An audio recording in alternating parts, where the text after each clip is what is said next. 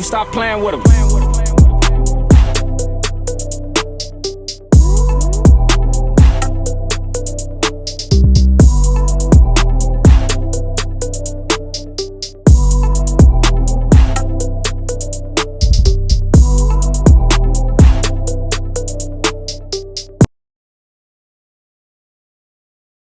And like control how people use the word steez and stuff like that. Like, I don't know, because I remember one time we was on the couch and we was just chilling and Sid had called him. He had a family channel at the time, and that's when he would like vlog. He would vlog like with his friends, and then he would vlog with me a lot too on there.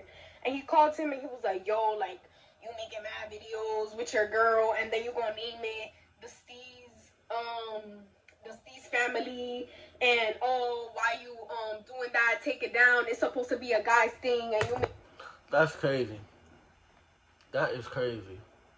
How you gonna tell another man take that channel down with his thing, with his girl, his homies, and you gonna tell him take it down because it's supposed to be a guy's thing? Are you dead ass right now? A guy's thing? That nigga's pocket chasing. Making it a yacht thing. And I felt bad because he ended up changing it, but I told him that he shouldn't have changed it because that's something he made. And if that's what he wanted to do, then he could do that because that's what you made. Like, who cares? Who cares that he's so up there? Who cares that he has all this money? Like, who cares, bro? That's still your... Like, I understand some certain niggas want to be there with other niggas that are up here just because, you know, they got that status. But you don't gotta disrespect yourself and like belittle yourself to just try to climb the ladder to be up with a nigga and listen to everything that nigga's saying. Because at the end of the day, you are your own fucking man. And you still made that at the end of the day, and he took what you made and ran off with it, and that's just, I don't know, I told him, like, I felt like that was not fair, and he should have just left it how it was. But I understood him at the same time. Like, he didn't want issues, and, you know, he just wanted everybody to be cool. Like, he didn't really want to get into it for real. So, like, I kind of understood him, and I was like, I bet. So, now we're about to call Kenzie.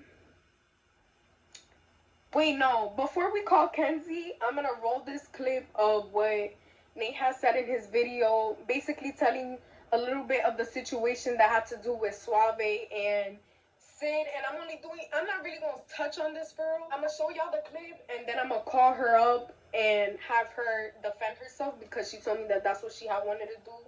And I feel like real bad because it's like she don't really have like a YouTube, like I said earlier, to go on and say her side of the story and stuff like that. So it's like she's on mute right now. Like, nobody could really hear her for real. So we about to hear her out. See, this girl right here, she's like a solid friend that you could have because she's over here sticking up for her and, you know, making sure she gets her say and get her parts in that shit.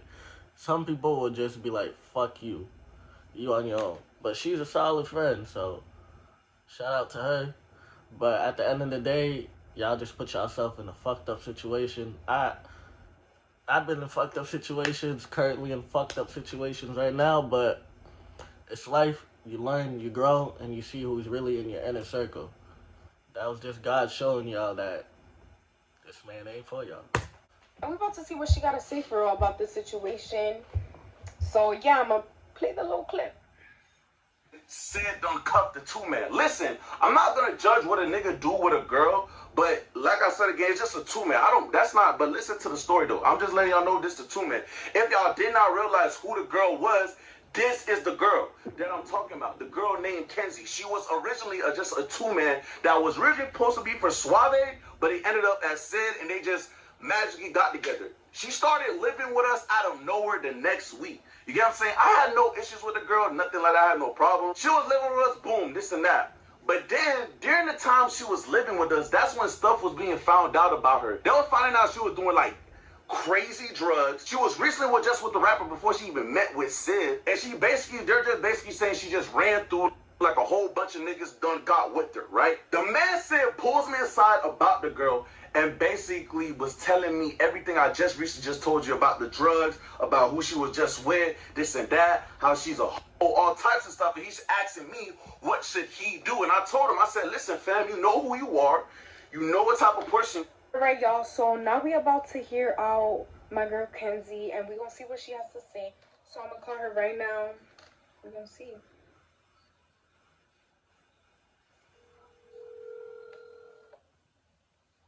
Hello? Hey, girl. Hey.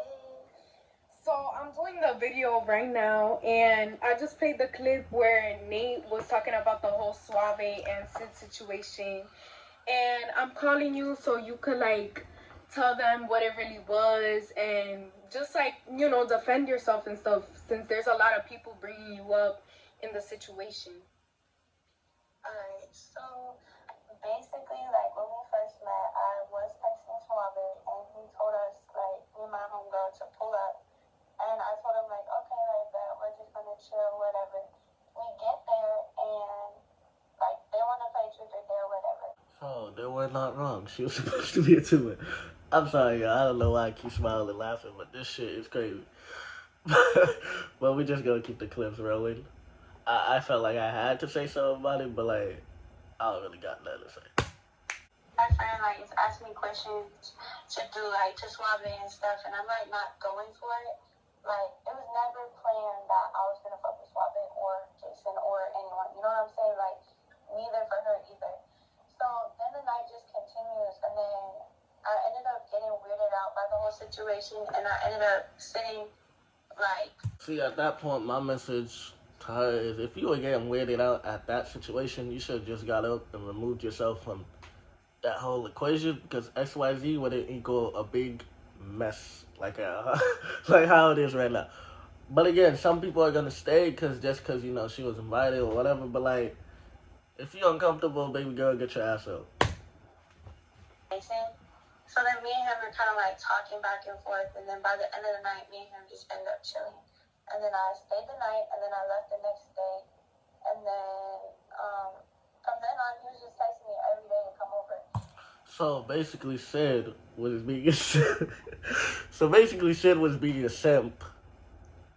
That's what it is. Texting her to come every day. I mean, like, yeah, you get a good coochie, whatever, but like every day.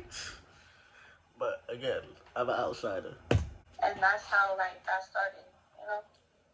Okay, then. So that's basically her side of the story, and that's what happened between that whole situation that everybody's been talking about with the whole Suave and Sid situation.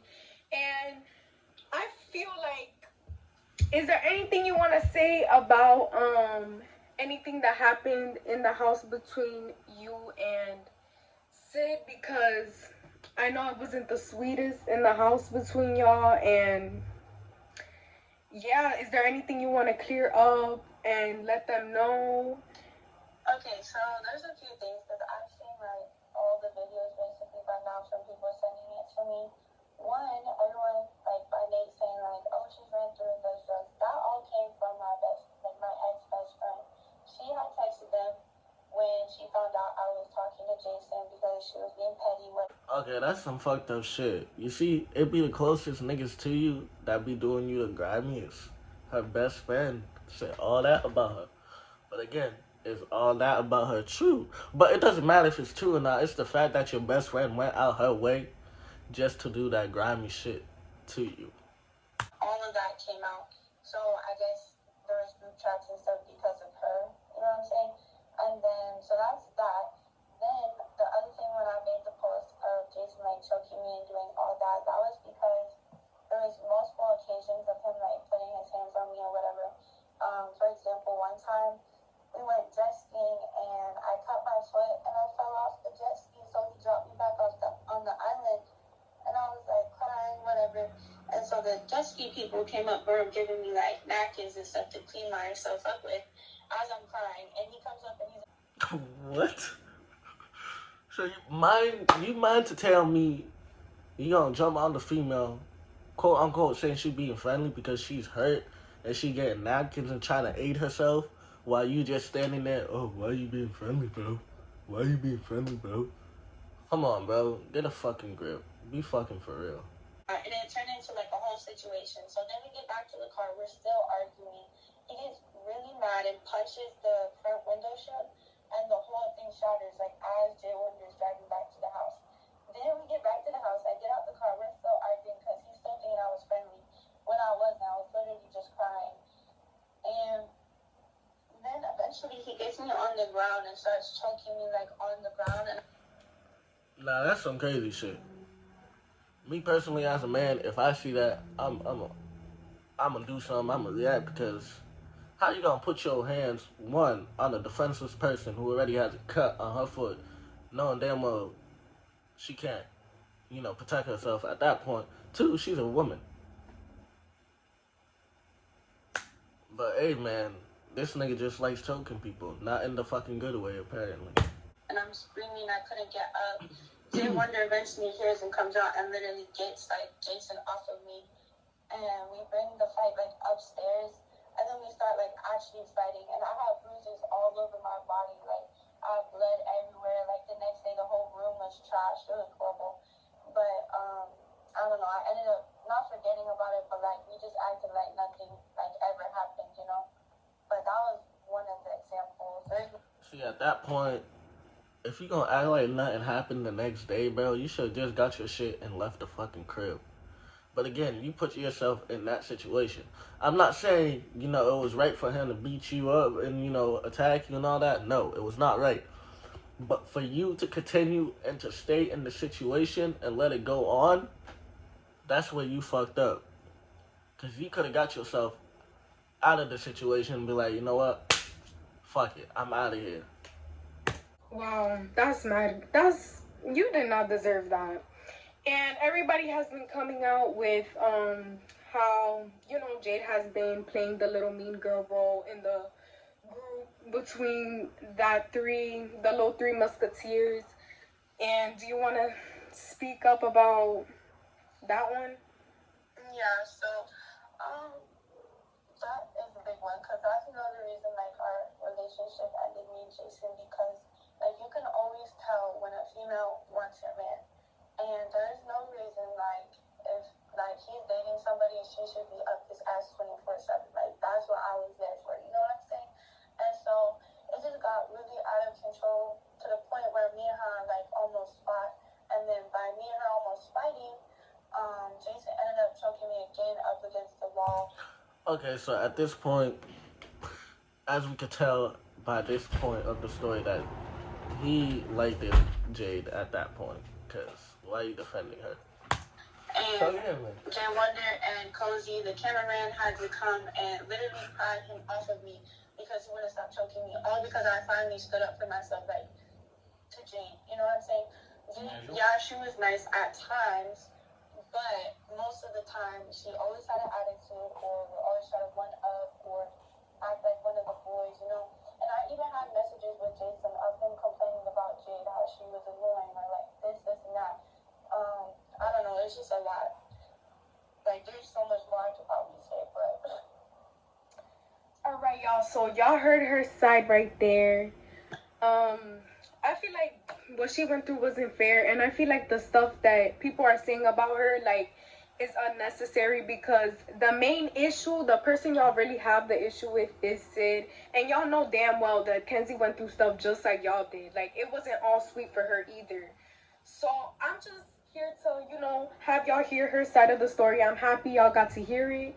Alright, y'all, so what y'all thinking these intakes? Honestly, for Sid to go and text her about Jade saying that she's annoying all that, and then you defending her when shit goes downhill. But again, Sid's just a fucked up man, hitting on women and shit like that. But again, they all could have removed themselves out of the situation early on. But again, some people just hope for the better and hope that people are different, changing, or whatever. Nobody deserves that, and nobody has the best life. But it's life. You just gotta continue to go on, and that's it. Now you know the real side of him. In the future, I just hope y'all don't put yourselves in that situation again.